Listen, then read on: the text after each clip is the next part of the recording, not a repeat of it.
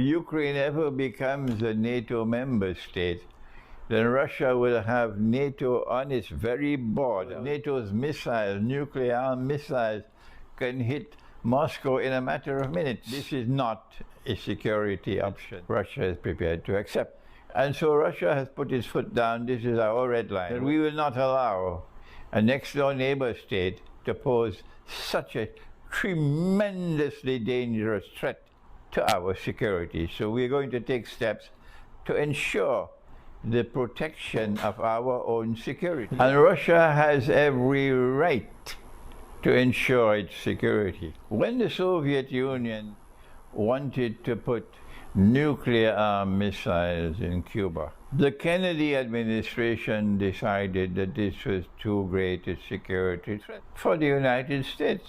And so they put a quarantine around Cuba, that they would not allow any Soviet ships to enter Cuba without being searched, so that no nuclear missiles can be shipped to Cuba. And that was 1962, and the world watched.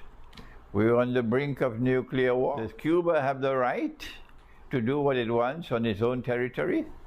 At that time, the United States says, no, Cuba does not have the right to pose a significant threat to the United States. So the United States intervened, and American ships, the Navy, surrounded Cuba. And the Soviet ships were coming with missiles.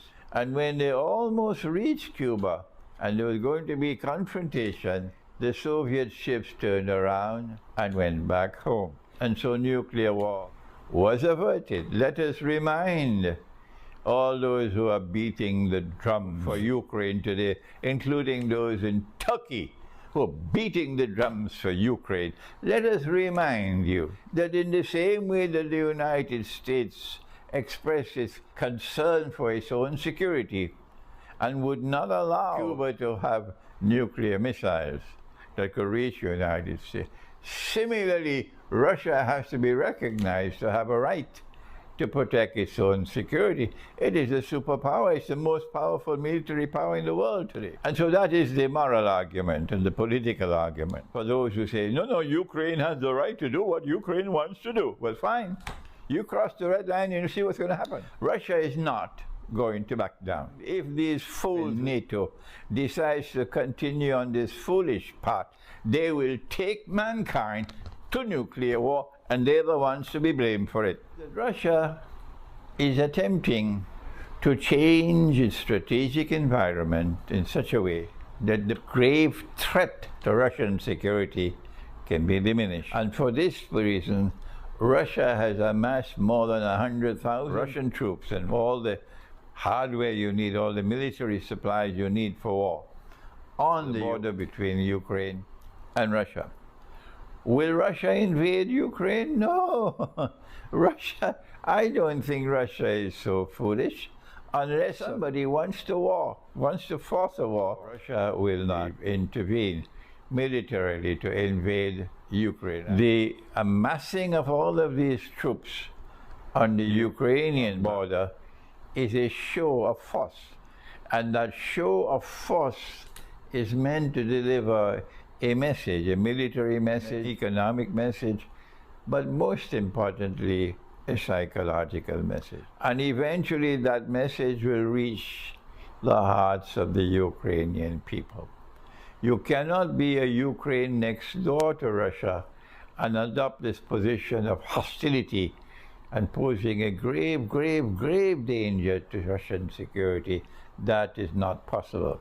So you will find eventually, I believe, that this Russian show of force, that's what it is, will have the effect of bringing about a change in the strategic environment, particularly in terms of psychological change in the hearts of Ukrainian people. So you can relax. I don't believe there's going to be a nuclear war between Russia and Ukraine. But keep watching, because they are provoking war. They're trying to get Russia to launch a war. That's what they want. But Russia is not that stupid. What is very sad, and of course there are people who have eyes they can't see, they have ears they can't hear, they have hearts they can't understand. They're just like cattle why is Turkey still in NATO? Why? They don't know. They can't answer. In defiance of Allah's command in the Quran, Turkey is in NATO and remaining in NATO. But also, Turkey is building fraternal relations with Russia. At the same time, while you're doing that, you act in such a provocative way. You are arming, you're selling weapons to Ukraine, you're supporting Ukraine against Russia. Why is Turkey behaving in such a reckless way? Is there nobody who can teach a lesson to this reckless man who is ruling over Turkey and who wants the world of Islam to recognize him as a leader of the world of Islam? This man is recklessly misguided. And if he continues on this path, if war with Russia does start, the NATO missile will fly from Turkey, first of all, against Russia. NATO will ensure that the first missiles fly from Turkey, because when that happens, Turkey will be at war with Russia. But the foolish people who are ruling over Turkey don't realize that. Once Turkey is at war with Russia, Turkey will be destroyed. Once Turkey is at war with Russia, listen to me, the Turkish armed forces will be destroyed. And that is when the prophecy of Nabi Muhammad ﷺ will be fulfilled, that a Muslim army will then conquer Constantinople, because the Turkish armed forces have been destroyed. And when we conquer Constantinople, our Prophet, Allah's blessings be upon him, praise the army and praise the commander. But those who have only peanuts in their head, oh no, it was that Sultan who was praised. Let them stay with their peanuts in their head. They can't think.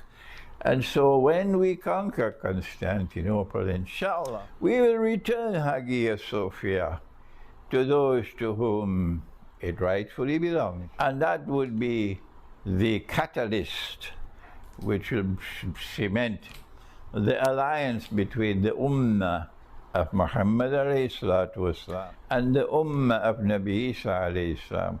And these two coming in alliance will then complement the alliance between Russia and China, which pose today the greatest threat, the greatest obstacle to the Zionist rule over the whole world, and therefore to Dajjal wanting to rule the world from Jerusalem. This is my initial analysis.